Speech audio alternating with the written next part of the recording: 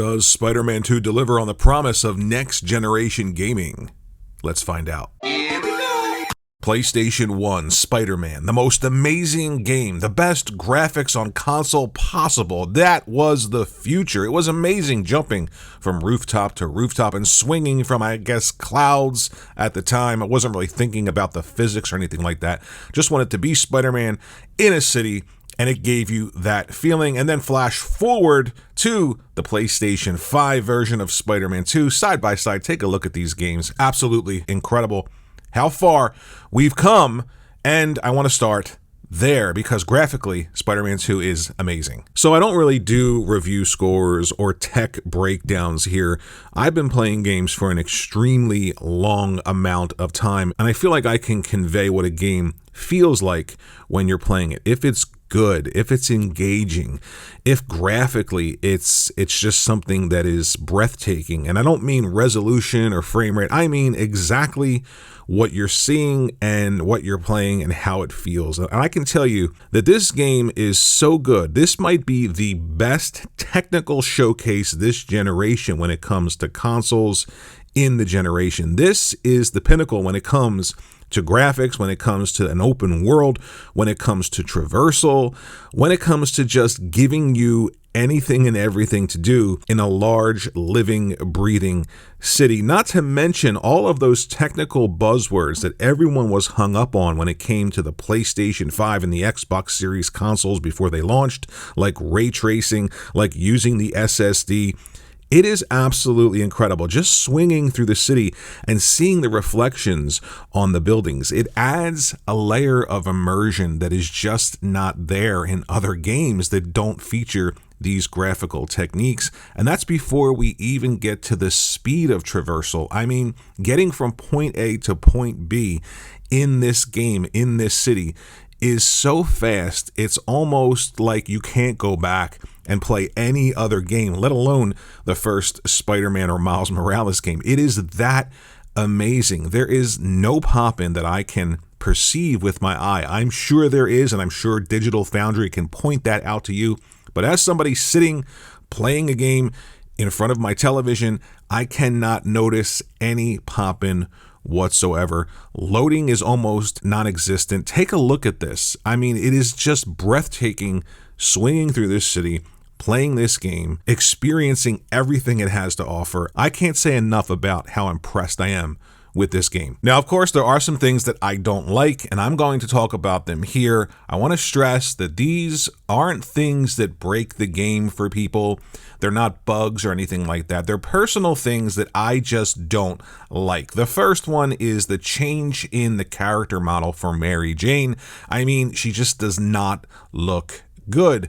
And if you think it's a personal thing or you think it's like subjective, take a look at like the Black Cat character model or any other like female character in this game. Even Miles' mom has more of a figure to her than Mary Jane. Mary Jane looks like somebody needs to buy her a hoagie fast. She needs to eat something. I just found that to be a little bit weird that that character model was changed. And to me, it looks worse than it did before. Another thing, and this is in the spoiler category, so if you don't want to hear this, skip ahead. I'll count down from 3, 2, 1. Miles, at the end of the game, has this suit that he creates. It's called a one-of-one suit. And I gotta be honest, it is just absolutely ridiculous. Now think about a superhero. A superhero creating a costume would never include something in that costume that would give any hint at all as to who they are, where they come from, anything. Any hint at all would not be included in their costume because they want to keep their identity a secret. So anything, any little thing pointing to who, what, where, why they are would not be included in the suit. And the suit for Miles is a Spider-Man suit that is just not good looking, but the top of the mask is cut off so his hair comes out. It just doesn't make any sense.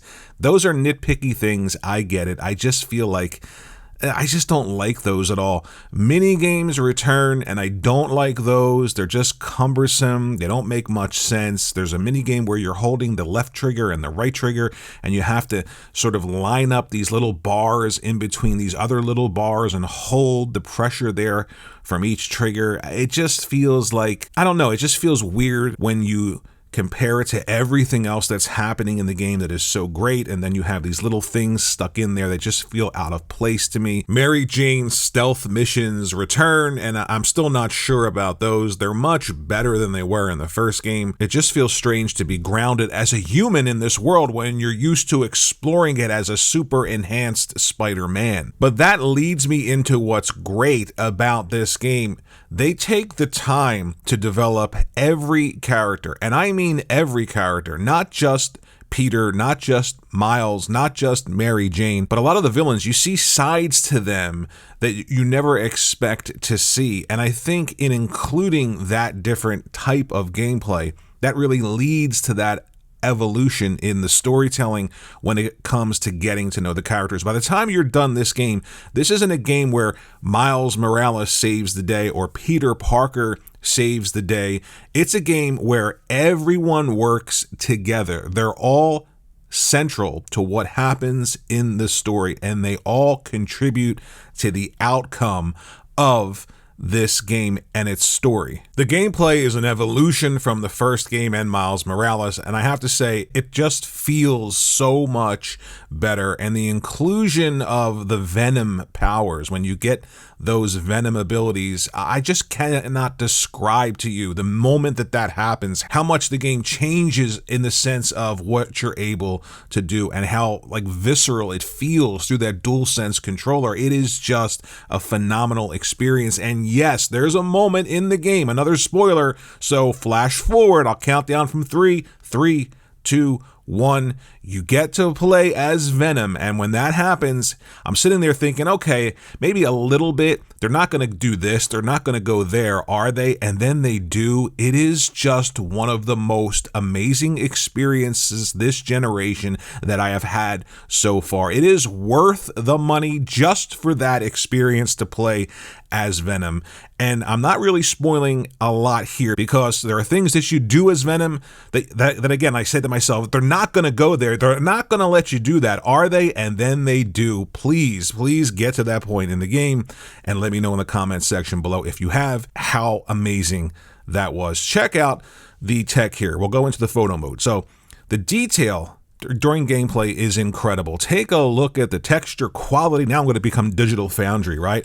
Just the polygon count in general. The character models look great. That's what I look for in a game. I'm not like looking for resolution or frame rate. But let's focus in on those ray traced reflections. Take a look at the puddles. Puddlegate, folks. Puddlegate is over. Take a look at the glorious ray tracing and how it adds to the scene here. This is real-time gameplay here. Let's zoom in on some of the other enemies. Tons of detail, just an incredible looking and playing game. Absolutely amazing. Those reflections, you don't really think about it, but they add so much to the presentation, and without them, it just doesn't feel as wide open and alive as a city as it does with them. The PlayStation 5 has a lot of first-party games that are great. There are a lot of reasons to be excited about the system if you haven't purchased one yet, and there are tons of reasons to love playing on it. And I think this is one of the best first-party games from Sony on this system. Again, there are a lot of first-party games that are really, really good, and they're building up just so many quality experiences on this system. This is, I just don't know how they top this, and I feel like the next person to top this from the first party again is probably going to be Insomniac with Wolverine. Either way, this is one of the must-play experiences this generation. You've got to experience Spider-Man 2. It's just breathtaking. I'm having a great time with it. I finished it yesterday, and I cannot wait to go back and play more. Let me know what you think in the comment section below. Thanks for watching this video. If you would think about liking and subscribing, I'd appreciate that, and I'll see you in the next video.